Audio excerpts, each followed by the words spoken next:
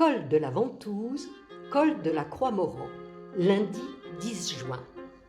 Objectif ce matin, les monts d'Or. Je tourne le dos au mont Dôme ainsi qu'au col de la Ventouse, bien connu des cyclistes. Mais je suis toujours dans le département du Puy-de-Dôme et bien sûr dans le parc naturel régional des volcans d'Auvergne, à quelques kilomètres du fameux lac d'Aïda.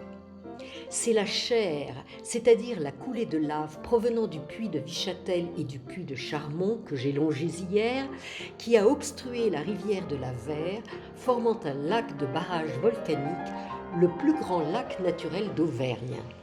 Pour la petite histoire, c'est sur les bords de ce lac qu'au milieu du 5e siècle, Sidoine Apollinaire avait construit sa villa romaine, et c'est peut-être bien là que, pendant l'Otium, loin des tracas de la vie publique et nourri par les vers d'Ovide et de Virgile, il écrit ses poèmes, les Carmina.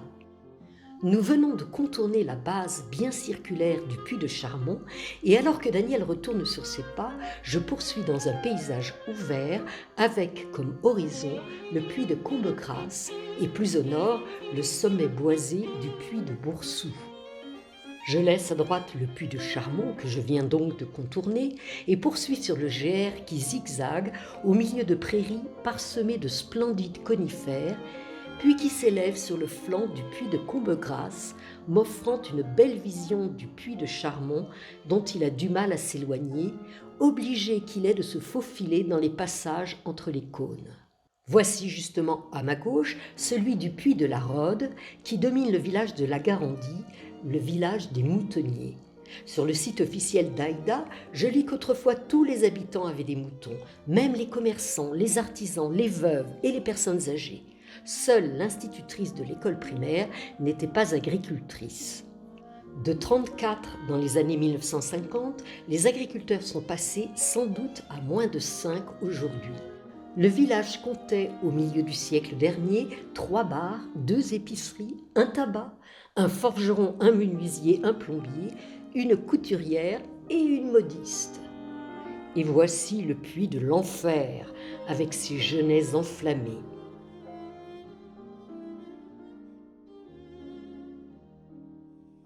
Le syndicat mixte des vallées de la Vert et de l'Ozon mène des travaux d'hydromorphologie.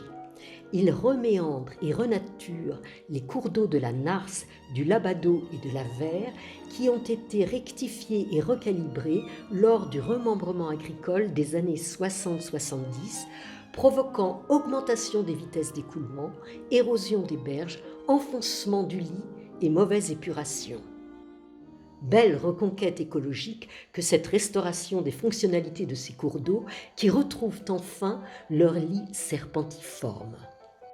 Petit coup d'œil sur le puits de Monténard au sud avant d'atteindre le village de Saulzay-le-Froid qui, malgré son hôtel au bon accueil, me donne des frissons de tristesse sous ce brouillard sans vie qui vient de s'insinuer sournoisement dans ses ruelles depuis quelques instants.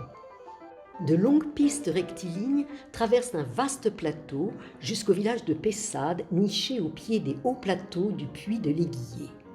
J'y rejoins Daniel et nous décidons de nous restaurer là puisque, quelle chance, une auberge est ouverte, un lieu fort rustique, tout à fait accueillant où des agriculteurs locaux, attablés à la table voisine, entreprennent un dialogue de sourds aux accents auvergnats sur la différence entre adoption et tutelle. Moments inoubliables. Je repars dans un vaste couloir qui m'élève progressivement sur le haut plateau. Dans ce paysage cotonneux, perdu au milieu d'immenses landes de genêts, me sentant pourtant en sécurité et heureuse, je respire joyeusement l'air frais à plein poumon. Quel sentiment de liberté, quel bonheur! De splendides bêtes viennent à ma rencontre. Devant la magnifique stature du mâle, mon pas se fait plus hésitant. J'avance prudemment en m'effaçant pour lui laisser la priorité, mais il ne bouge pas d'un millimètre, se contentant de me jeter un œil sombre, latéral, méfiant. Je progresse au pied du puits Baladou, traversant le vaste domaine pastoral qui, au XIIIe siècle, appartenait à la commanderie des Templiers d'Aulois, près de Saint-Nectaire. Sur ma droite, au nord, le puy de l'Aiguillé, l'un des plus hauts et des plus vieux volcans du Mont d'Or, s'est formé il y a 2 millions d'années. Il culmine à 1525 mètres et se cache pour l'instant dans le brouillard. Mais le col de la Croix-Moran, qui est mon objectif, n'est qu'à 1400 mètres d'altitude. Autrefois, ce col était redouté des voyageurs à pied qui craignaient les terribles assauts de l'Essire, autant dire la tourmente de neige. Ce col veut son homme tous les ans, nous dit un dicton, comme justement le pauvre bougre qui a laissé son nom au col. Ce soir, nous dormons au camping municipal de la station thermale du Mont d'Or.